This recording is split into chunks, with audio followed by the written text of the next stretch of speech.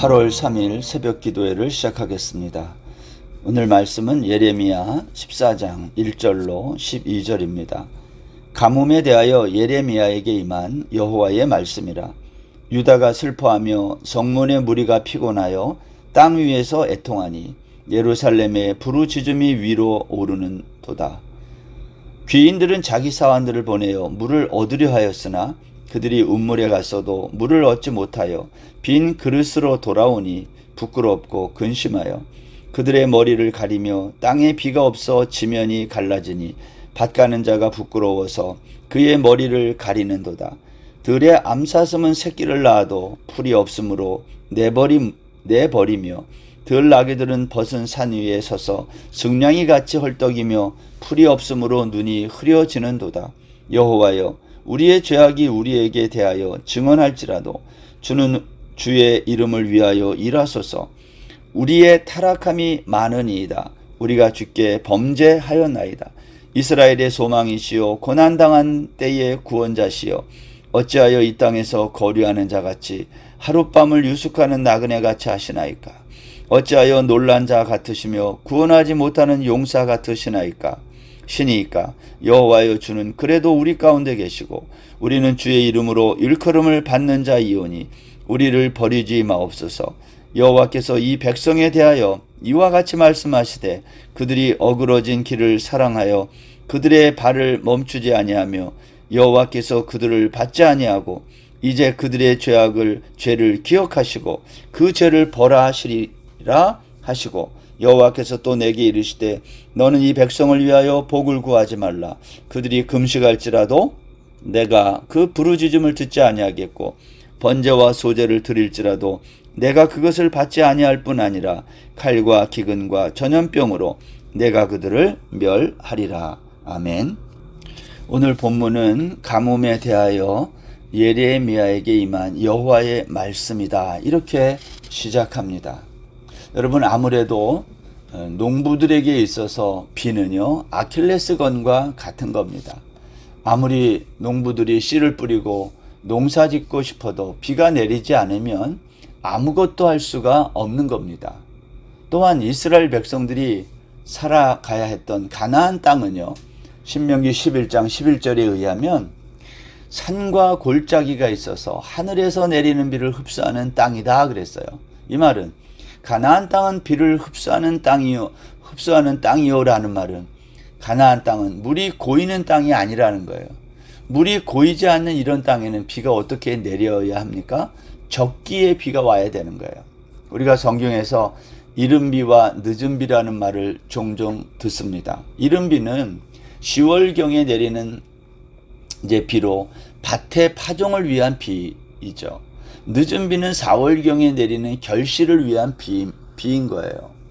비가 때를 따라 적당히 내려야 한다는 겁니다. 가나안 땅이 축복의 땅이 되고 안 되고는 하늘에서 내리는 비에 달려 있다는 거예요. 그래서 가나안 땅은 하나님이 돌보아 주셔야 하는 땅, 연초부터 연말까지 여호와의 눈이 항상 그 위에 있어야 하는 땅이라고 한 겁니다.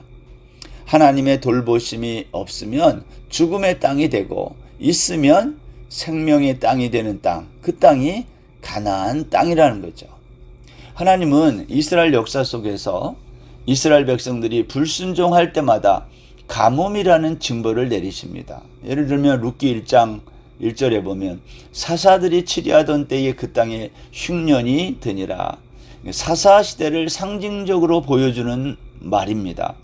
사사시대는 이스라엘 백성들이 하나님이 인도하신 가나안 땅에 처음으로 정착한 시대인데요, 그때 그 땅에 흉년이 들었다는 것은 비가 내리지 않았다는 것이고, 비가 내리지 않았다는 것은 이스라엘 백성들이 하나님의 말씀에 불순종했다는 증거예요. 사사시대가 이렇게 지나고 왕정시대가 되어서 솔로몬이 다스릴 때에 솔로몬이 하나님의 성전을 건축합니다.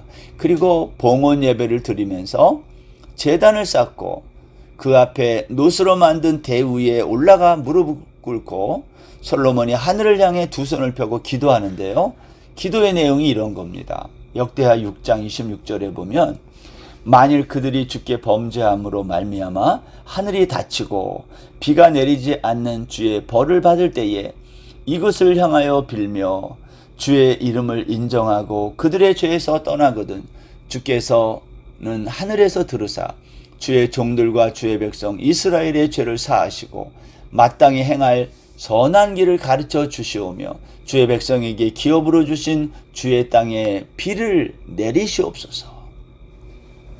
여러분, 솔로몬은 하나님의 율법을 기억하고 있었다는 거예요. 비라는 게 뭔지를 알았다는 거죠. 그런데 여러분, 그때로부터 불과 60여 년이 지난 다음 남북 이스라엘이 갈라지고 북쪽의 사마리아 땅에 극심한 가뭄이 들어요. 그 이유가 뭘까요? 북이스라엘의 아합 왕이 우상 숭배에 열심을 냈기 때문이에요.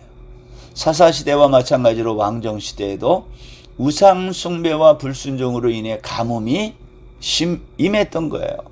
그런데 한 가지 주목되는 것은 엘리야라는 선지자의 기도로 가뭄이 시작되더라라는 겁니다. 열왕기상 17장 1절입니다. 길르앗에 우거하는 자 중에 디셉 사람 엘리야가 아합에게 말하되 내가 섬기는 이스라엘의 하나님 여호와께서 살아계심을 두고 맹세하노니 내 말이 없으면 수년 동안 비도 이슬도 있지 아니하리라 하니라. 왜 엘리야는 이런 참 끔찍한 기도를 했을까요? 열왕기상 16장 마지막을 보면요, 이 17장 1절 그 직전에 보면 아합 시대가 어떤 시대였는지를 설명합니다. 아합은 22년 동안 이스라엘을 다스리는데요, 이전의 모든 왕보다 여호와 보시기에 악을 더 행한 왕이다 그랬어요. 그는 사마리아 성에 바알 제단을 쌓고 아세라상을 만듭니다. 율법에 기록된 대로 하면 질병, 전쟁, 가뭄이 임해야 하는 거예요. 엘리야는 하나님의 말씀을 기억한 거죠.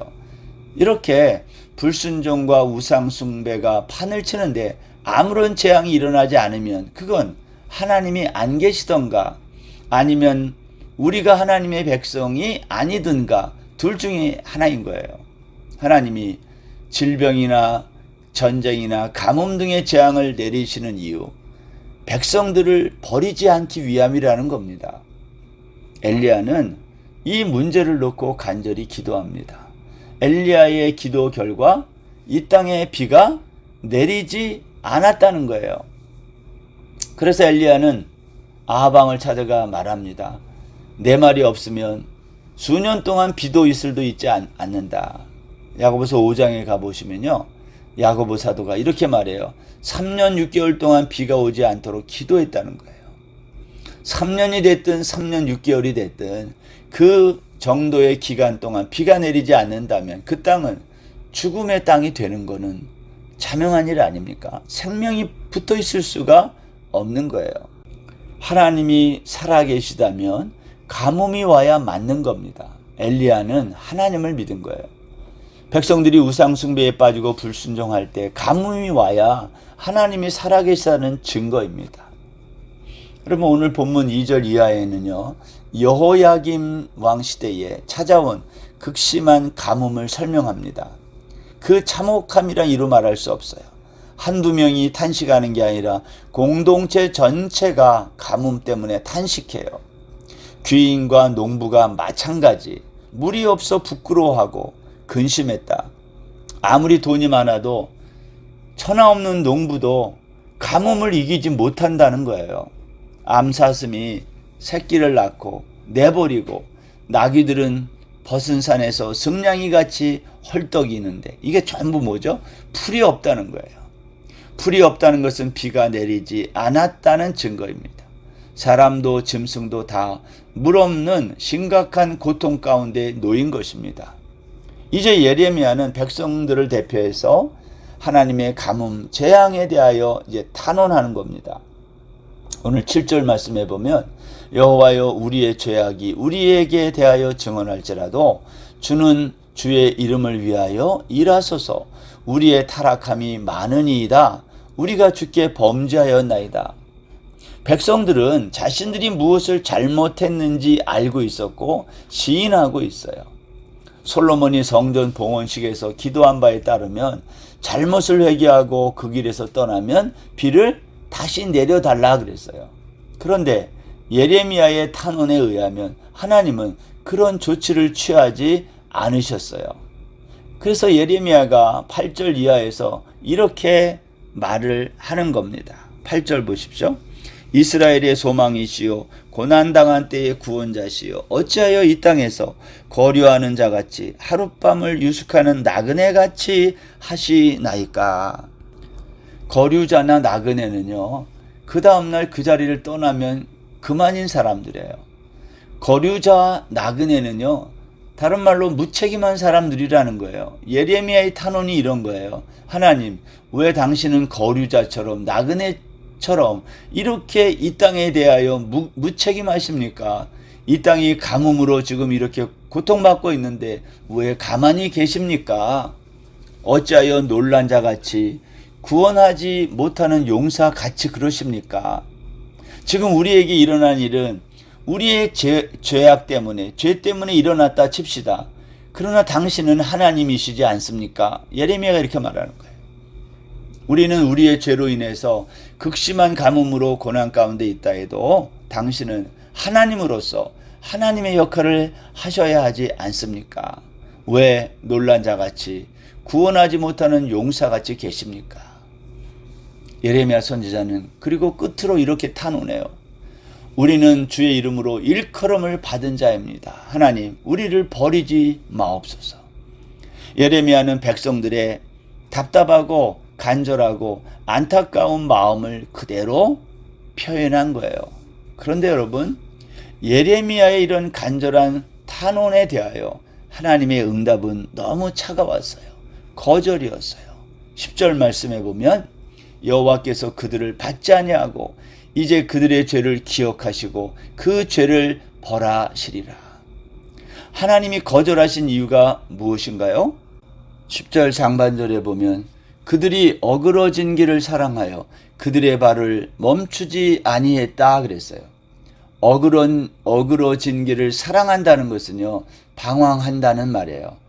너는 지금 내가 방황하는 나그네같이 무책임하고 놀란 자 같다고 말하지만 진짜 방황하는 자는 너희들이다. 너희들이 지금 잘못을 뉘우치고 회개한다고 말할지 모르지만 머지않아 너희들은 다시 우상 숭배의 길로 간다는 거예요. 질병이나 전쟁이나 가뭄과 같은 재해가 찾아오면 대부분의 사람들은 처음에 놀라고 당황하지만 점차 현실을 받아들이고 안정을 찾으면서 왜 이런 문제가 발생했는지 생각하게 돼요. 유다 백성들도 마찬가지예요. 왜 극심한 가뭄이 발생했는가?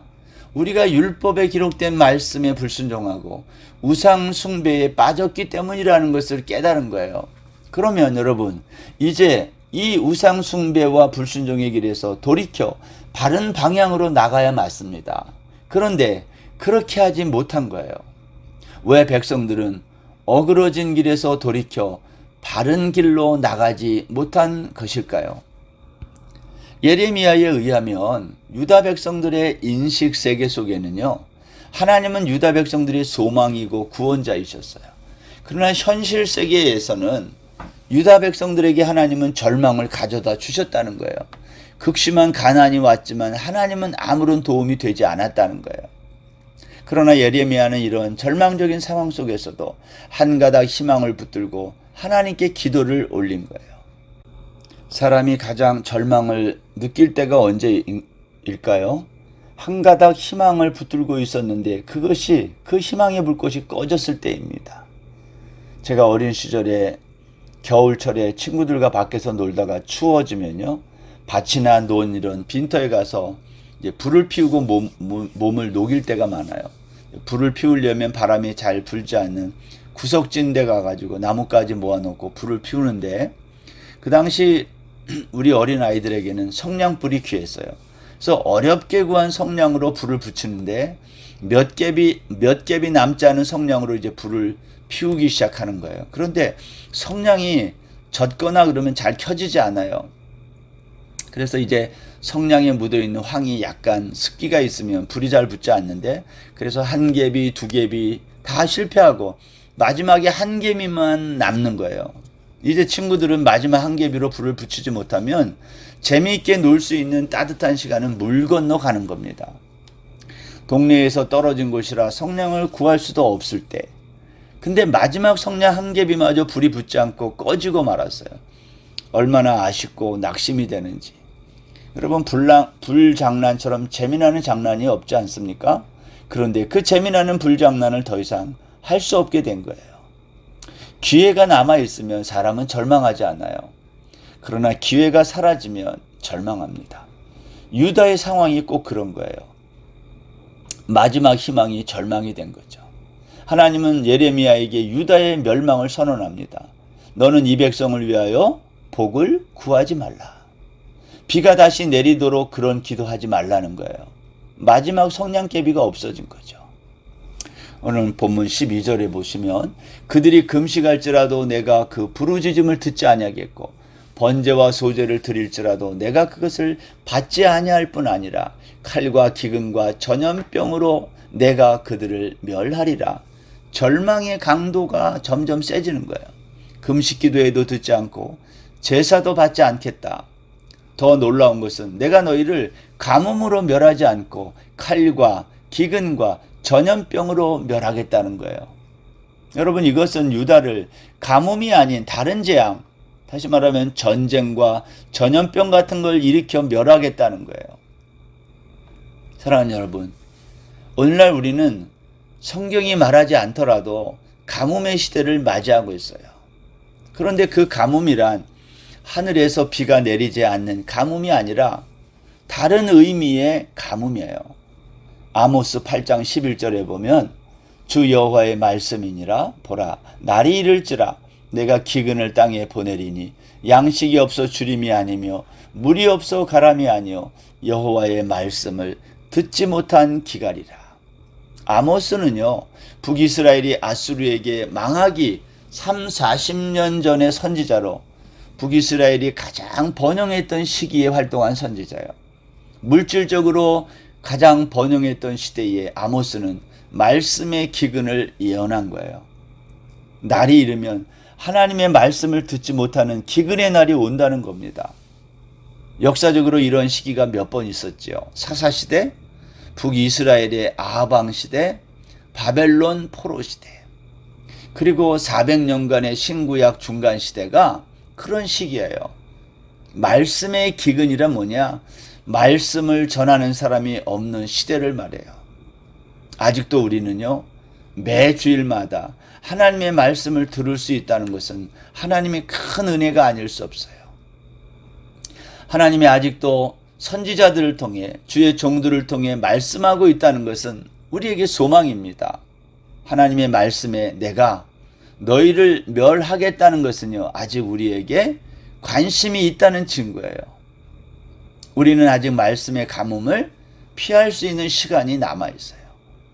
가뭄을 불러온 탐심과 우상 숭배를 버리고 하나님의 말씀 앞에 귀를 기울이는 오늘 그러한 복된 하루 되었으면 합니다.